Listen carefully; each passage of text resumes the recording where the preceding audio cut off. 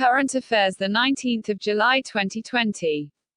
Health Ministry issues guidelines for gated residential complexes to set up COVID facilities. The Union Health Ministry has issued a COVID-19 advisory for gated residential complexes, asking them to make provisions for hand hygiene, sanitizer dispenser, at entry points and in work areas. The advisory says thermal screening of visitors, staff should be carried out at entry points and only asymptomatic individuals allowed to enter the premises. Vendors, household help, car cleaners, delivery personnel, etc. will also undergo such screening daily.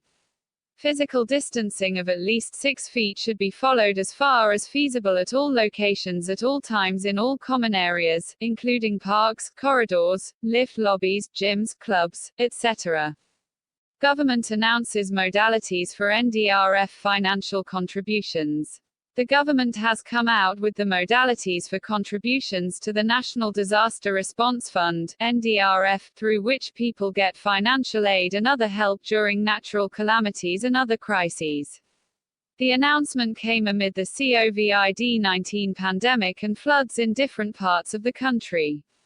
The modalities are for receipt of contributions and grants from any person or institution for the purpose of disaster management in the National Disaster Response Fund, NDRF, as per Section 46(1)(b) of the Disaster Management (DM) Act, 2005.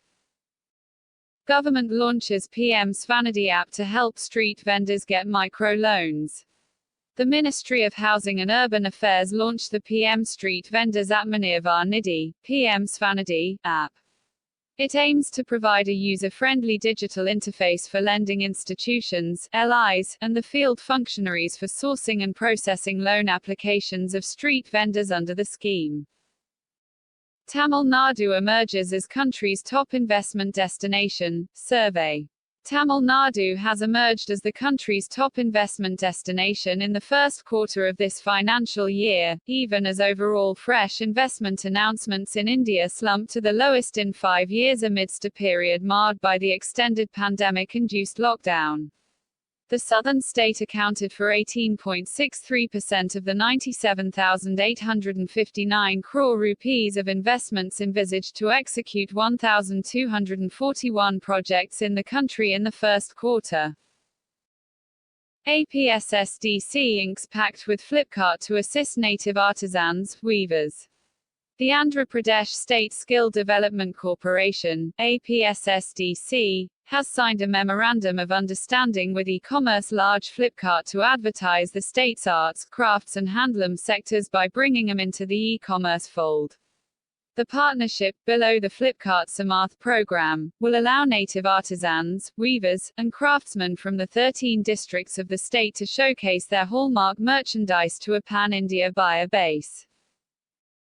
2,426 willful defaulters owe 1.47 lakh rupees crore to banks. India's biggest 2,426 willful defaulters owe the banks an astounding 1.47 lakh rupees crore. The top 33 of these, who owe 500 crore rupees or more, have defaults adding up to 32,737 crore rupees. Economic fugitives Mehul Choksi's Gitanjali Gems and Jatin Mehta's Winsome Diamonds are among the top 10 defaulters, which also includes ABG Shipyards, Ray Agro and Ruchi Soya, according to a list released by bank staff body All India Bank Employees Association, AIBEA, to mark the 51st anniversary of bank nationalisation.